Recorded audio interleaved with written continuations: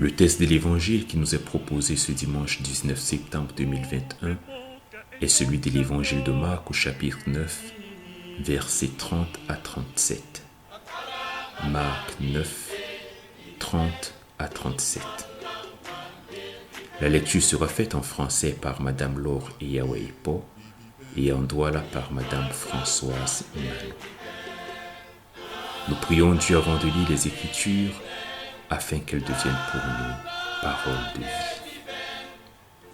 Et c'est l'épisode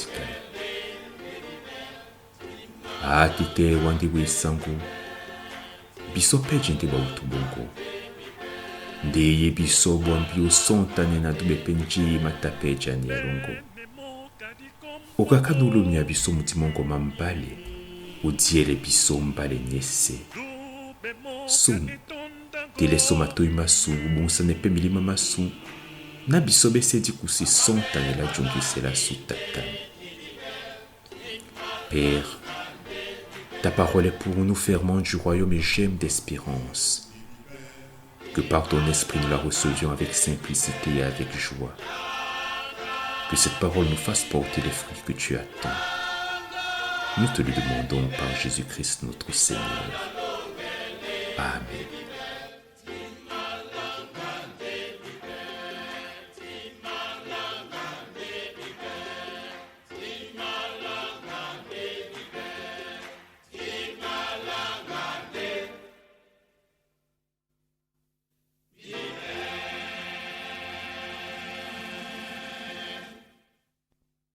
De l'Évangile selon saint Marc, chapitre 9, versets 30 à 37.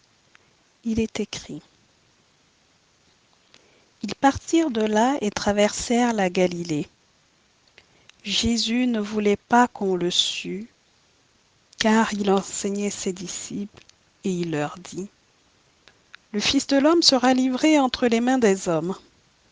Ils le feront mourir, et 3 jours après qu'il aura été mis à mort, il ressuscitera. Mais les disciples ne comprenaient pas cette parole, et ils craignaient de l'interroger. Ils arrivèrent à Capernaum. Lorsqu'il fut dans la maison, Jésus leur demanda: De quoi discutiez-vous en chemin? Mais ils gardèrent le silence, car en chemin ils avaient discuté entre eux pour savoir qui était le plus grand. Alors il s'assit, appela les 12 et leur dit: Si quelqu'un veut être le premier, il sera le dernier de tous et le serviteur de tous. Et il prit un petit enfant, le plaça au milieu d'eux, et l'ayant pris dans ses bras, il leur dit: Quiconque reçoit en mon nom un de ces petits-enfants me reçoit moi-même, et quiconque me reçoit, reçoit non pas moi, mais celui qui m'a envoyé. Parole du Seigneur. Dimalanga malema penya kala tamako epasi dibua bote amwemba mwalalo natena mwalalo nam samba dipapa wa sabibel bebe alombi mwalalo nam toba dimalanga na baboba sumwe wa uma batomba o Galilea nde asita apulana moto abie nika ebanja ata ale bokwe dibao akwalane babona muna moto amende bakabe umama bato bamende bwamo nde abwabete amende pumbwa ombusa minyamilalo nde basita basontane yene yala nde bataba bwabongo ojuelemo na babo bapo o Capernaum ndeke e ondabu na mo uwele babona. Njelo tano lo kwalisane onge ai na babo bajana pi. Ibanja bata bakwalisane onge ya obia njanye nundene buka bese. Na mo aja wasi. Abele dum na baba akwalane babona.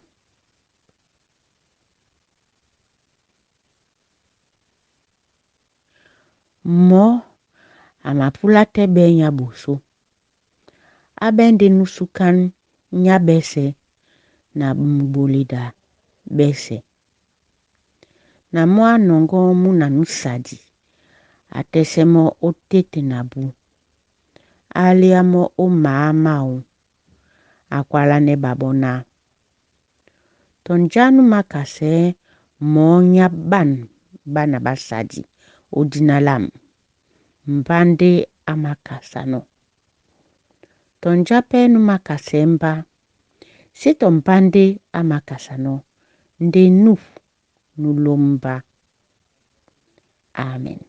Asango sangise biso ombalango eyalango yembale.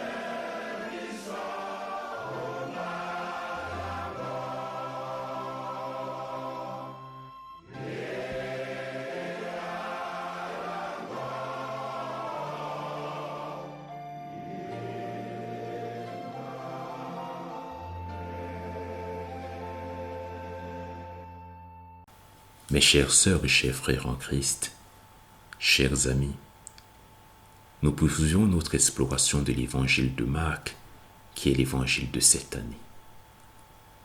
Le texte qui nous est proposé aujourd'hui, 19 septembre 2021, nous parle de cette bataille aussi vieille que le monde. Cette envie irrépréhensible qui nous tourmente, détruit nos relations avec le prochain, détruit notre vie et celle du prochain.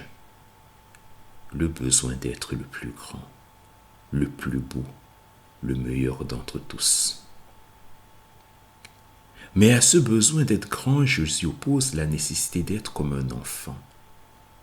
Parce que la grandeur dont il est question ici, comme dans les autres évangiles qui racontent la même histoire, est celle de la foi. Être grand dans la foi.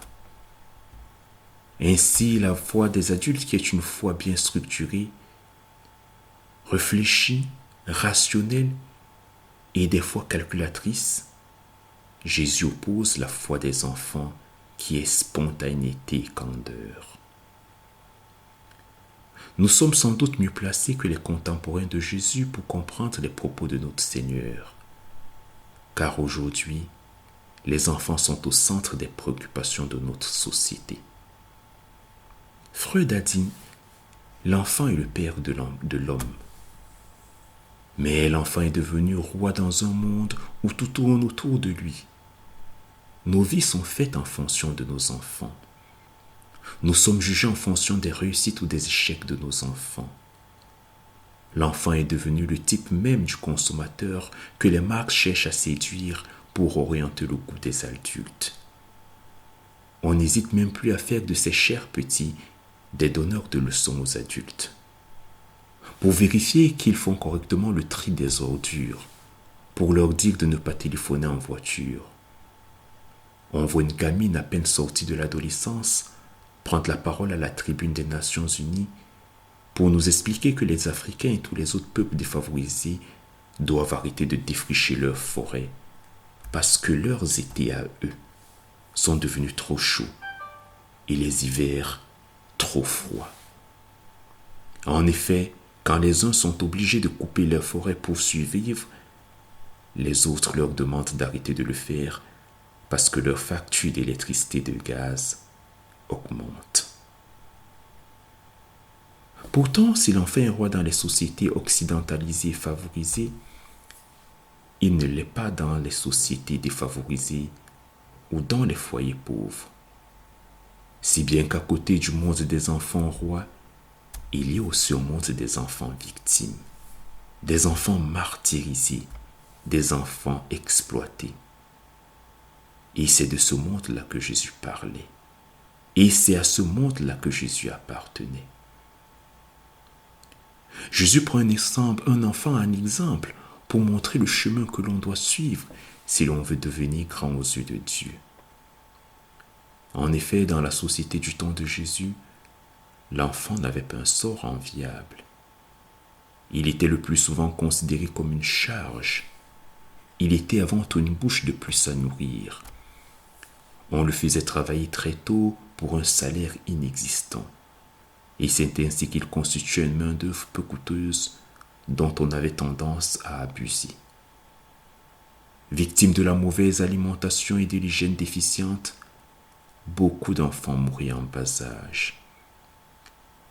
Et ces enfants-là, aujourd'hui encore, continuent de mourir. Pas seulement dans les pays pauvres ou les sociétés dites non civilisées, mais aussi tout près de nous, dans l'indifférence générale. On ne peut pas croire qu'au temps de Jésus, les parents étaient des brutes sans cœur. Sans doute l'enfant était-il aimé par ses parents, mais il n'était pas choyé comme aujourd'hui. On peut croire que les chagrins que causait la mortalité infantile poussaient les parents à ne pas trop s'attacher aux tout petits, dont beaucoup ne survivaient pas à la petite enfance. C'est donc dans ce contexte que Jésus intervient en plaçant un enfant devant ses disciples en titre d'exemple. On se demande en quoi un enfant aurait-il pu donner un exemple de grandeur. Un enfant n'avait pas d'instruction, il n'avait aucun savoir. Une société faite seulement d'enfants tels que Jésus semble le proposer serait vouée à une disparition certaine. On ne voit pas en quoi les enfants pourraient nous mettre sur le chemin de la sagesse spirituelle qui plairait à Dieu. Pourtant, c'est bien en s'appuyant sur la sagesse des enfants que Jésus a quelque chose à nous dire sur notre relation à Dieu. En fait, les enfants ne sont pas des adultes en miniature. Ils ne pensent pas comme des adultes. Ils ne réagissent pas non plus comme des adultes. Ils ont un comportement qui leur est propre. Ils ont en particulier une faculté d'émerveillement que n'ont plus les adultes. Ils peuvent encore s'émerveiller de ces petites choses de la vie que par habitude, nous ne considérons plus comme des miracles. En contrepartie, nous les adultes avons le savoir et la science, mais aussi, malheureusement, la sagesse dont nous faisons beaucoup cas en matière spirituelle. Aujourd'hui, comme jadis à l'époque de Jésus, on donne un enseignement religieux aux enfants pour qu'ils puissent acquérir les notions élémentaires de la foi. Pour faire partie d'une communauté chrétienne encore aujourd'hui, ne faut-il pas avoir franchi les étapes de l'école du dimanche et avoir fait ses premiers pas comme catéchumène? C'est alors que des adultes dûment patentés sont chargés d'enseigner les enfants. Ils sont à la fois des enseignants et les gardiens de la tradition. C'était la même situation à l'époque de Jésus. Il était nécessaire de connaître les 613 articles de la loi, ou tout au moins les 10 commandements qu'il fallait réciter et respecter pour espérer communier avec Dieu et grandir dans la foi. Et c'est sur ce point que Jésus semble en désaccord avec nous, avec les adultes de son temps.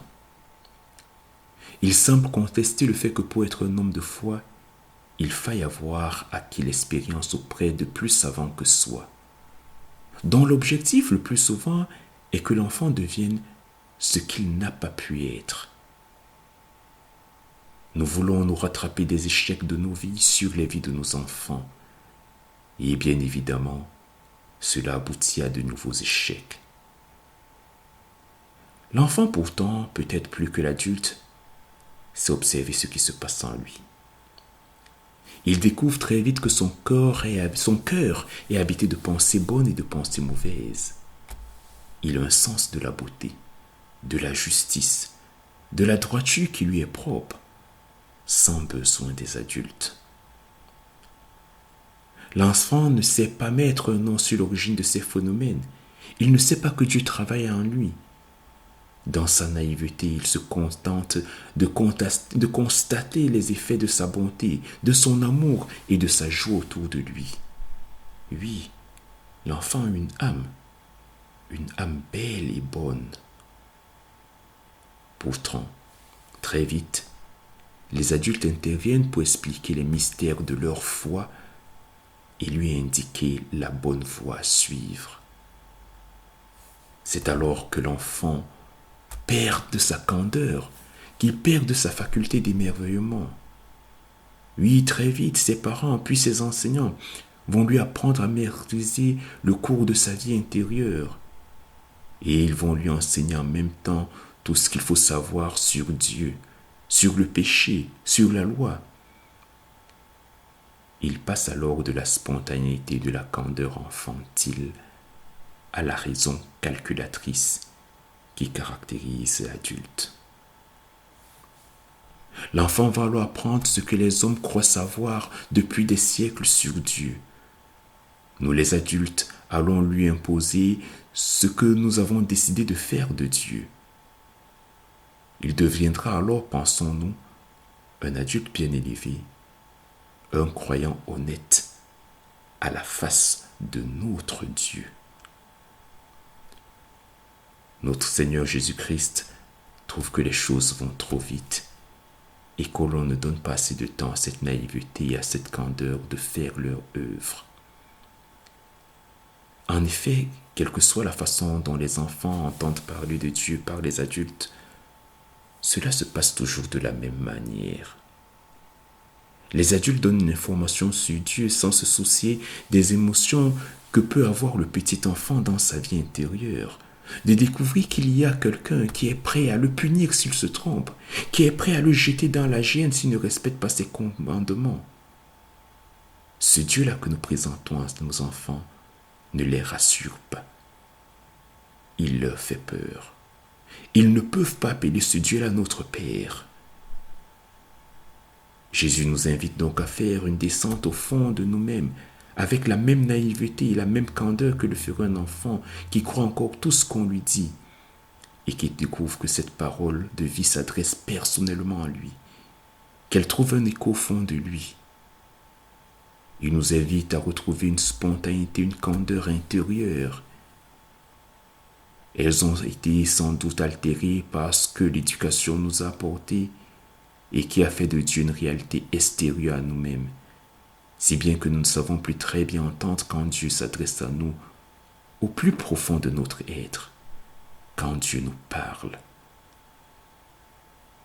Jésus ne méprise pas pour autant l'enseignement de la loi et ne rejette pas la tradition apportée par les pères. Mais il dit aussi que nous ne pouvons pas progresser dans la foi si nous n'essayons pas de converser avec Dieu dans notre intimité, là où personne ne peut nous accompagner, là où personne ne peut venir avec nous, là où nous sommes seuls avec Dieu, dans cette intimité profonde. Si aujourd'hui beaucoup de femmes et d'hommes se détournent de Dieu et de nos églises, c'est sans doute parce qu'on leur a enseigné à se référer à un Dieu qui parle à l'extérieur d'eux, un Dieu qui ne fait pas corps avec eux. Ils découvrent au travers des tests et des traditions que ce Dieu-là n'est pas en adéquation avec le monde moderne. Ils désespèrent de ne pas trouver dans le Dieu que nous prêchons une voie de salut pour eux et pour le monde. Pourtant, s'ils essayent de retrouver un cœur d'enfant, de s'émerveiller de l'action de Dieu en écoutant ce qu'il leur dit au plus profond de leur personne, ils auront le salut en eux et celui-ci rejaillira sur le monde autour d'eux. Jésus nous invite à dépasser les conventions de la religion, les connaissances de la science, la sagesse de l'expérience humaine pour retrouver une vie intérieure semblable au cœur d'un enfant.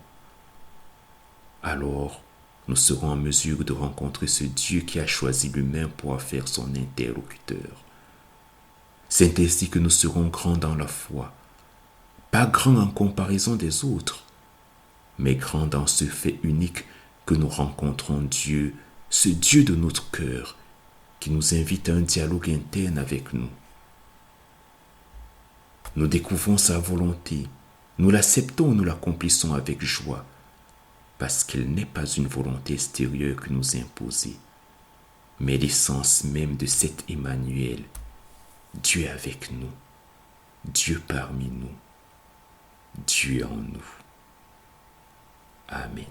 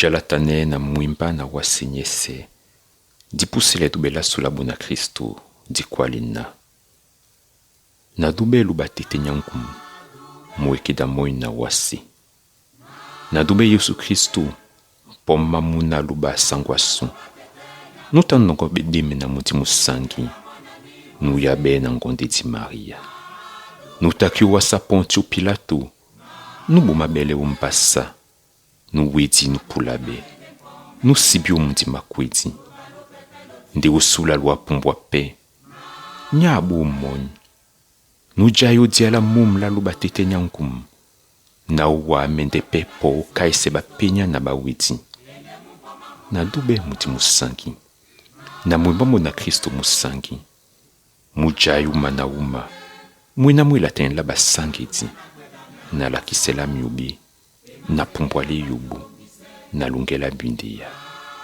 Amen. Avec les églises de la Réforme, confessons la foi chrétienne. Je crois que Dieu m'a créé ainsi que toutes les autres créatures. Il m'a donné mon conserve, mon corps avec ses membres, mon esprit avec ses facultés.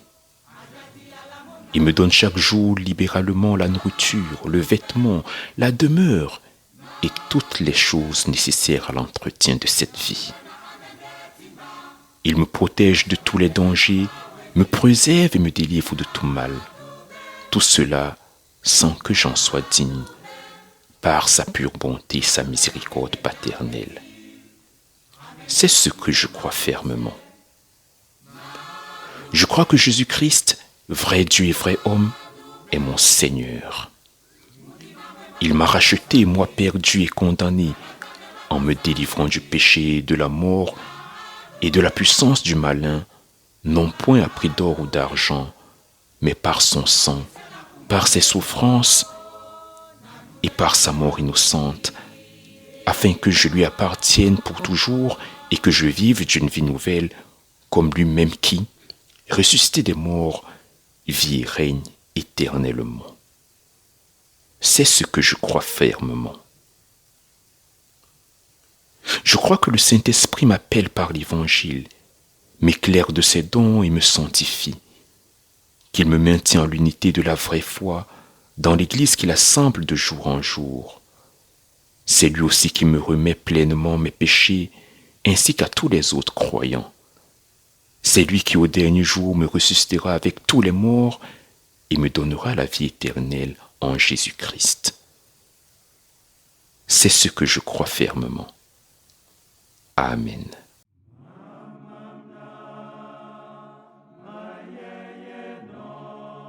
Unissons-nous dans l'intercession. Père, ta parole nous redit ton amour pour ce monde.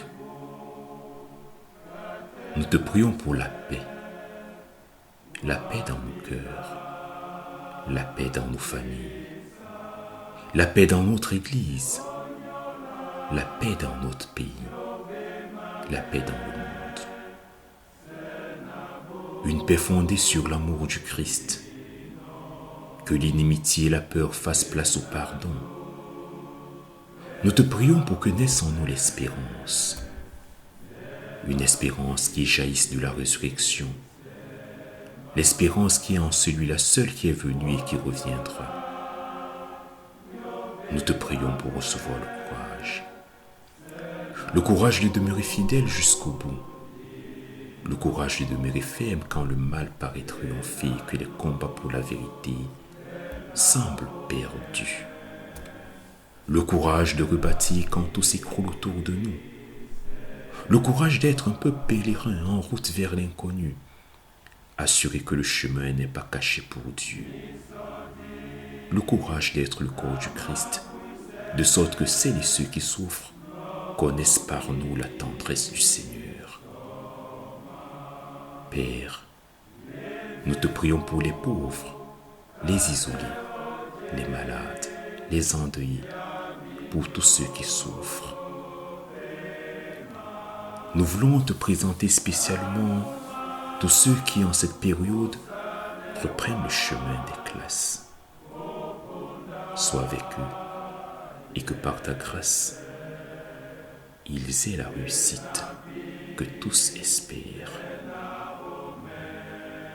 Pour tous ceux que nous ne savons pas t'exprimer, mais que nous disons faire monter à toi comme une offrande d'agréable odeur, nous te disons, notre Père qui es aux cieux, que ton nom soit sanctifié, que ton règne vienne, que ta volonté soit faite sur la terre comme au ciel. Donne-nous aujourd'hui notre pain de ce jour. Pardonne nos offenses, comme nous pardonnons aussi à ceux qui nous ont offensés. Et ne nous laisse pas entrer en tentation, mais délivre-nous du mal, car c'est à toi qu'appartiennent le règne, la puissance et la gloire, au siècle des siècles.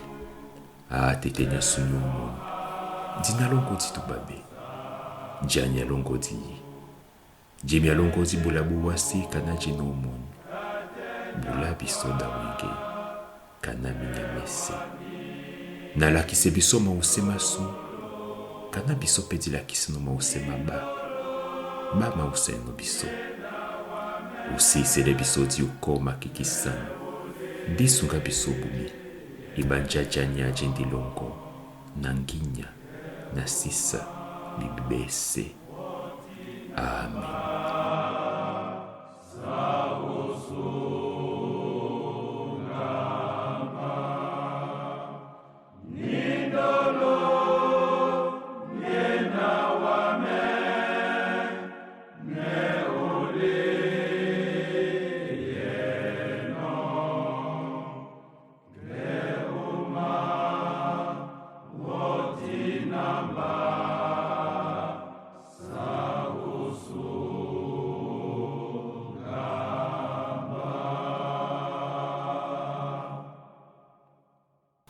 Recevez, chères sœurs et chers frères en Christ, mes chers amis, l'exhortation et la bénédiction de la part du Seigneur. Ayez soin les uns des autres, portez les fardeaux les uns des autres, reconfortez-vous les uns les autres, aimez-vous les uns les autres, dit Jésus. Alors, tous sauront que vous êtes mes disciples. Que l'Éternel vous bénisse et vous garde. Que le Dieu de Jésus-Christ tourne sa face vers vous et vous donne la paix du cœur et les trésors que personne ne peut vous ravir. Yehova matata waonyula mambo mabobi mese amatata mudimongo. Yehova matata busalongo na jingi alongo buti ya tatan na teno bundia. Amen.